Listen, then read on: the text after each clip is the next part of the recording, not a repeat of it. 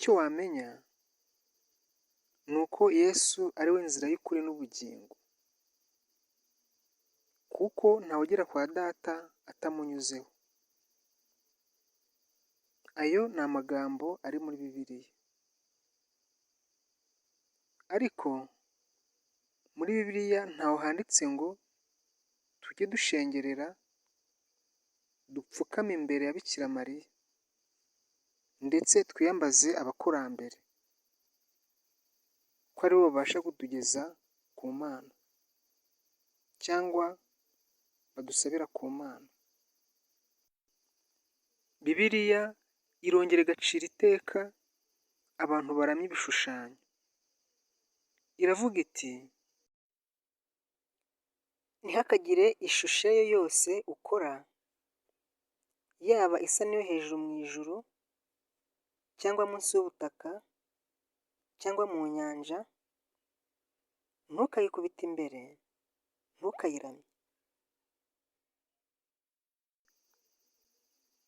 Ukibaza uti kuki abantu babyifashisha bagapfukamira amashusho baremye, babizi neza ko atari Imana ibari imbere kandi ko bitabona,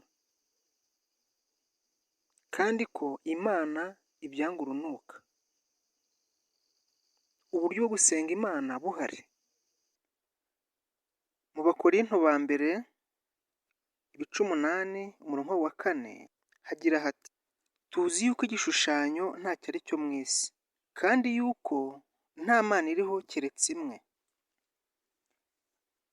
Naho mu Byahishuwe 9:20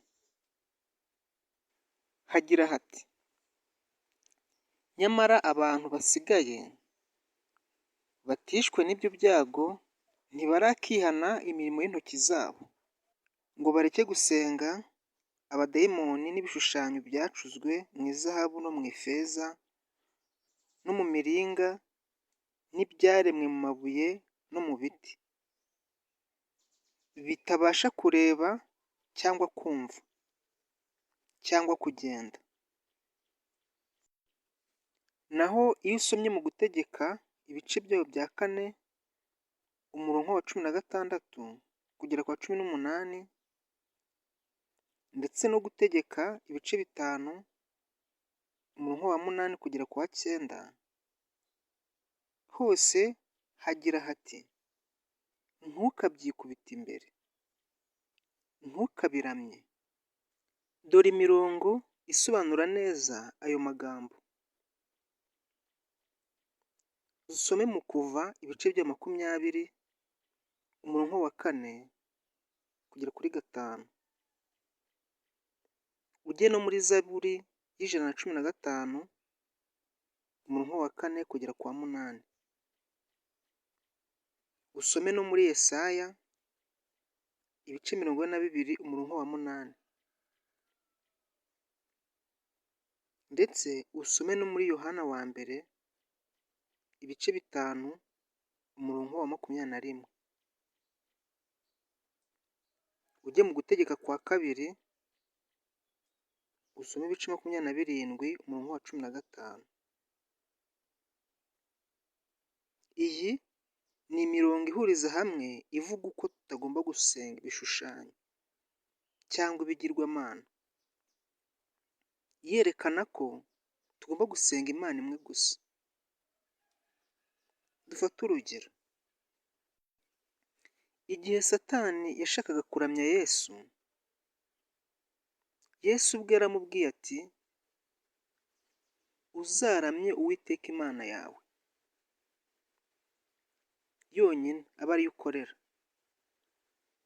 Bishatse kuvuga ko na Yesu ubwe yari yikuyeho ko agomba gusengwa, kuko yari azi ko atari Imana, ahubwo ni umwana w'Imana. Avuga ko dukwiriye gusenga Imana gusa yonyine.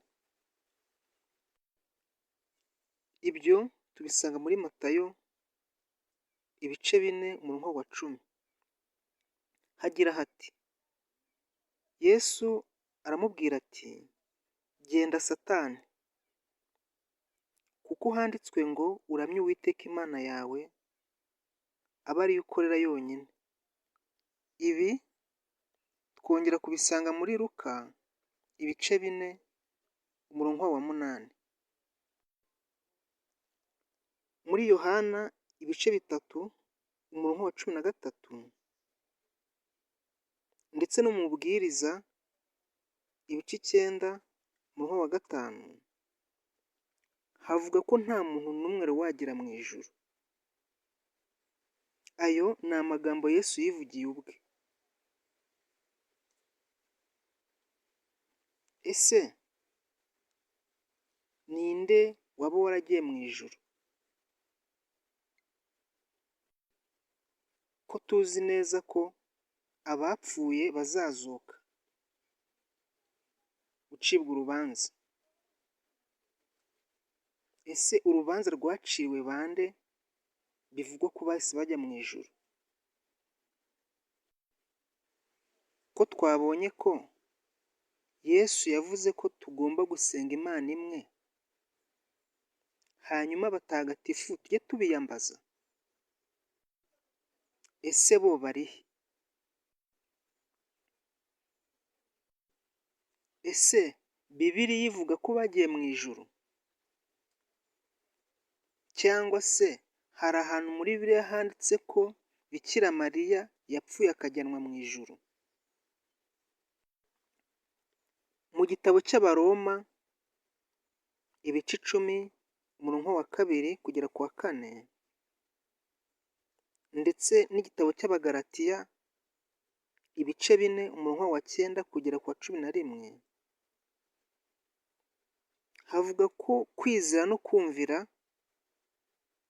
ari byo byonyine bizatugeza mu bwami bw'Imana. Twongera kubisanga mu Baheburayo ibice 4 umurongo wa 9 kugera kuri 11. Ese kumvira kuvugwa aha ni ukuhe? Aha ni ukumva ibyo Bibiliya itwigisha, ariryo jambo ry'Imana, ariho Imana itubwirira. Ibirenze ibyo ntidukwiye kubyumva cyangwa tubitege amatwi, kuko biba biturutse hanze y'ijambo ry'Imana. Ariko se ibivugwa koko byo babikura he? Nihe handitse ko tugomba gusenga twifashishije ishapule, cyangwa ko tugomba kwiyambaza abapfuye harimo na Bikira Mariya?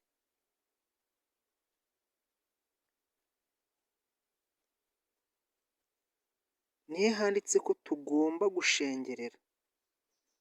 Ese gushengerera byo ni iki? Ni uburyo bwo gusenga. Ese gusenga igishushanyo kibajwe byo byitwa iki? Ese hari aho byanditse ngo tubyumvire? Ibyo ni ibishyirwaho n'abantu, ariko inkomoko yabyo ntabwo abantu benshi bayisobanukiwe. Rero twese twisanze mu madini atandukanye, ariko si ukuvuga ko ari ay'ukuri, kuko abaye ari ay'ukuri ntabwo haba hariho amadini cyangwa imyemerere itandukanye, ahubwo haba hariho idini ndetse n'ukwemera kumwe. Rero amadini twisanzemo si uko ari ay'ukuri. Hari abaguma mu madini yabo badashaka kujarajara, hari n'abandi babona ko amadini yabo ntazabageza, bumva ko bamenya ukuri bakayavamo bakajya mu yandi. Ese idini ry'ukuri ryo ni irihe? Kuko Yesu ubwe nta dini yagiraga. Burya umuntu ashobora kuba urusengero rw'Imana, Rero amadini ni adufasha kuyoboka Imana, kutwumvisha iby'Imana, mu gihe twe ubwacu tutabasha kubyiyumvisha. Rero hari amadini ashobora kukuyobya, ashobora kugufasha ndetse n'ashobora kutakuyobya.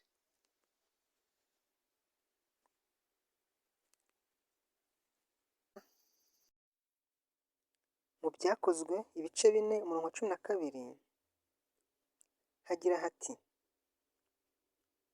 nta wundi muntu agakiza kabonerwamo, kuko ari nta rindi zina abantu bahawe munsi y'ijuru tugomba gukirizwamo.